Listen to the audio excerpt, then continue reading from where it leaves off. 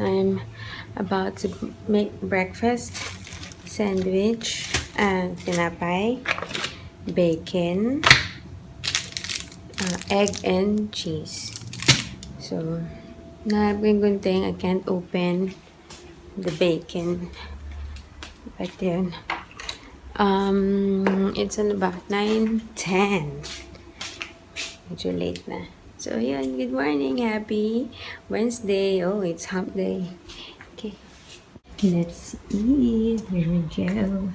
Bacon, cheese, bacon, and egg. And then pork bun. Kain tayo. Hello, Zach! Hi! Good morning! Good morning! Huh? Huh? Uh-oh. Hey, guys! Hi, Zach! Umalis na si Daddy. It's 10:35. Mga 10 minutes ago, alis si Daddy. Hindi ako matapos-tapos sa aking lutuin dahil kung hindi si Zach ang iiyak, si Kuya Zeb ang iiyak. Hi! So, yun. Today's menu. Oh. Who's this? Say hi. Hi, guys! Hello! Ay, naku naman si Kuya. Oh, istorbo eh. Ayan eh. Later, Kuya. Lie down first. Ay, naku. Kiss, Kuya. Kiss, baby. Careful. Don't, not on the tummy, Zeb. Yay! Anyway, today's menu is sarsyado. Tapos, yung usual na isda na binibili ko. Oo. Yung usual na isda na binibili ko kagabi, pagtingin ko sa sa grocery. Nakapack kasi siya. Sa isang pack, 3 piraso.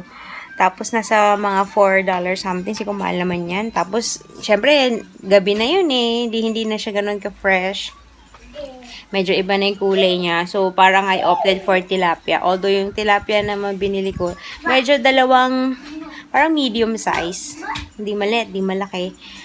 Nasa $5 plus. Pero, at least, kasi yung weird yung sa tatluhan, tapos mga gano'n pa kalaki. Basta medyo malaki naman, pero hindi ko alam kung magkakasya yung sa amin for lunch and dinner. Kaya, tilapia na lang ako. And then, actually, first time ko makakatikim ng sarsyadong tilapia dahil we don't do that sa bahay sa amin. So, talagang yung sabaw tapos na. Hindi ko pala napiprito yung tilapia kasi nga ito umiiyak. Ay, si Kuya pala yung umiyak. Kaya ako napatigil sa pagluluto. At saka kaya ako sinasyado kasi nga para hindi lang prito for Zeb. So, at least siya may sabaw, may kamatis, may itlog. Nilagyan ko ng itlog. Hindi rin ako mahilig sa sasyado na may itlog pero nilagyan ko for Zeb. So, yun. Sarap din ang kain niya nung breakfast eh. Kumain din siya ng nung sandwich at saka nung pork bun. Yung pork bun nakain niya kasi nga diba, super soft nung pork sa loob kaya kaya niya, carry niya. Hey. Anyway, so yun, magpiprito na lang ako and then we're done. Ayoko din naman iprito kagad tas hindi pa kakainin pag nag-let it rest, diba? Parang is either titigas or super soggy. So, maya naka-marinate siya. Anyway, yan lang. Dahil nakakatawa yung tsura ng tilapia, ba't ganyan? Ano ba talaga? Ano nag-garlic ko siya, kung piniprito ko siya. Run! Komang dance. Oo, this the komang dance. Can you see? One more time. Run, puppy, run. Ay, naku, nagising tuloy. It's 1:40. Hi, baby.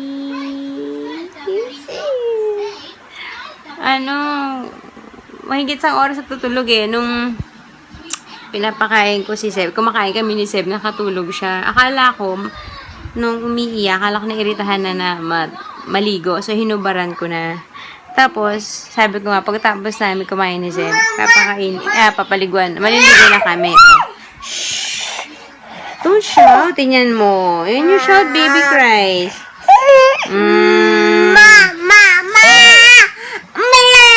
Quiet, quiet. Kaya hinubaran ko na. Tapos, nagkapasa. Nakatulog. So, ayun. Ngayon, tapos na kami kumain. Si Zeb, pinaliguan ko. Rico, wait lang. Pinaliguan ko si Zeb. Don't cry na. Oh, look at that. Oh, shit! Sa pwesto na sana kami para matulog. Nagising naman to. Oh, quiet naman, Zeb. Please no shouting. Ay, Diyos ko, Lord. Okay. Put your clothes on again, okay? And we will sleep again, okay? Nurses! Matulog ka kaya ulit? Kilikili na yan. Namula yung ganito niya kasi nakadapa siya the whole time. Ay, nako, ito na naman kami. Zeb Gavin. Yan, ayan, ayan. Ayan, ayan, ayan. Si Kuya, talaga naman. Nakakatawa si Zeb. Pinapakain ko nung tilapia kasi una kong kinuha yung buntot na hinati ko sa dalawa yun, di ba? Sa gitna. Yung buntot na part, naubos na namin. So, kinuha ko yung ulo. Tapos nakita niyo yung ulo. Hinahawakan, tapos hinahalikan. Tapos pinipet pang gano'n. Hala ni Kuya, pet. Pet tilapia. Anyways, yeah, we'll see what's gonna happen. I hope in 1 hour, matulog ulit si Zach. At si Kuya din. Nantok na yan kanina. Napaliguan ko na hindi oras kasi sabi ko lang. Kasi nga, kinakamay niya yung hinahawakan niya yung tilapia, diba? So, sabi ko, wash hands. Tapos pati yung feet na rin. So, nandun kami sa CR. Tapos bigyan ko siya ng sabon sa kamay. Yung sabon nilagay sa tiyan. Imbis na sabi ko mag-wash siya ng hand. So, sabi, diniretso ko na. Pinaliguan ko na lang siya. Para mapahaba pa rin yung tulog ni Zach at hindi ma-istorbo. Pero, ayun. As soon as we went inside, gising naman.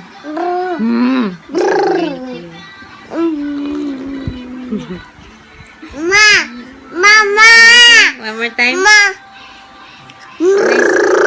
On the tummy, on the tummy.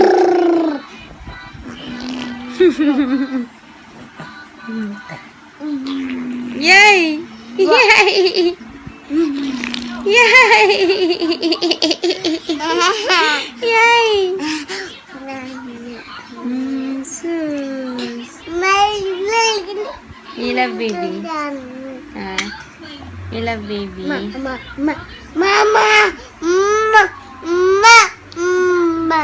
Okay. Okay, since hindi pa matutulog ang mga chikitings, I better... Smells like sunog. That's not mine. Anyway, I'm gonna do my sinampay. Tutupin ako. And then, I think we're gonna have ice cream. Let's have a treat, shall we? Mag-ice cream kami ni Zeb. Guys, birthday na ni Zeb tomorrow, next week.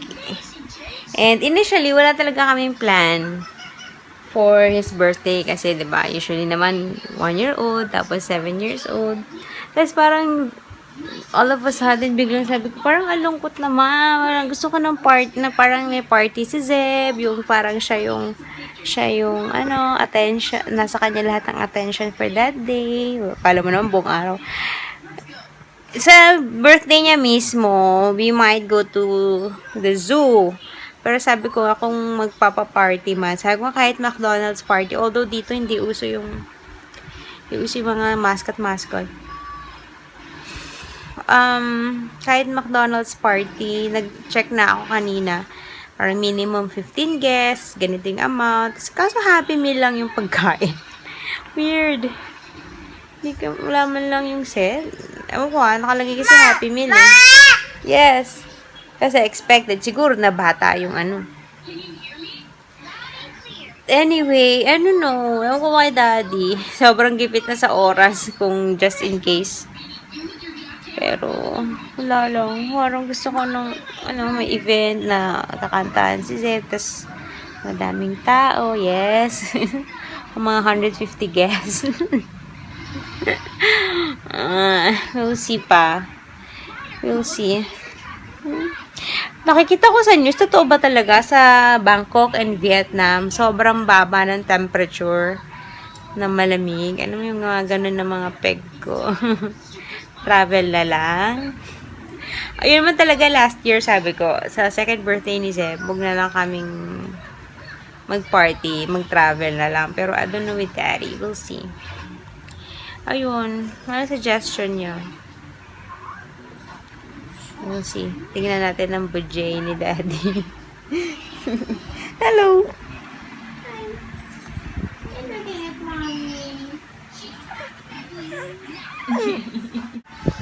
Hi guys. What are you doing? Guess what time it is? It's 6:20. Yes. Ay ka pa rin. Kagising ko lang. Natulog si Zeb mga 3. Ako kasi mga... Tapos si Zach mga 3:30. Tapos ako mga 3:45. Tapos nagising ako ng mga... Nagising to ng mga 4:45. Tapos, natulog ulit. Quiet. Look at the dinosaur. Tapos natulog siya ulit. Di natulog ulit ako. Nihintay ko lang magising to eh. Sayang kasi yung tulog. Pag umalis ako dito or pag tumayo ako, guguluhin ni Zeb. Kaya hindi rin ako makagalaw. Paralisado, di makagalaw. So, yun. Sayang tulog ko. Oh my gosh.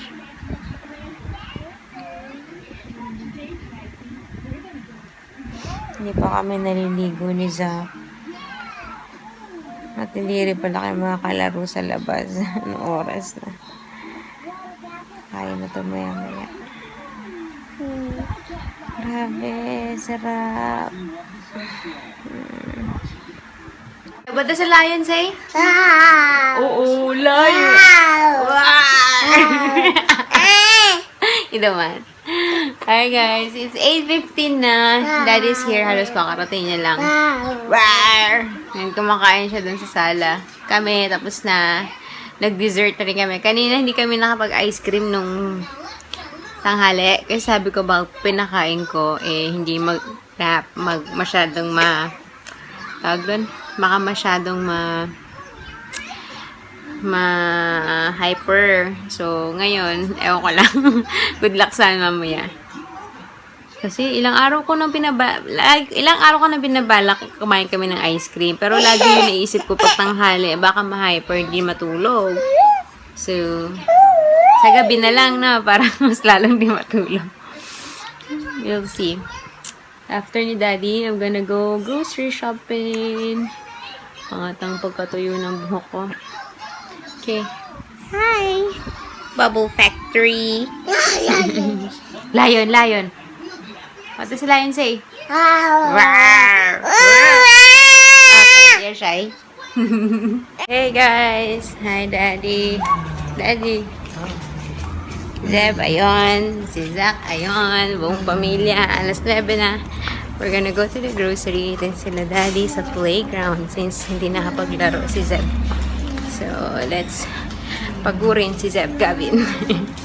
Hey guys! It's 9:45 na and we're here. Pawis na pawis si Zach. Si Zeb. Ay! Help mommy press, Zeb. Press. Help mommy press. There. You're gonna drink. Anyways, good night, Daddy. Matching pala tayo. See you tomorrow. Say bye-bye, guys.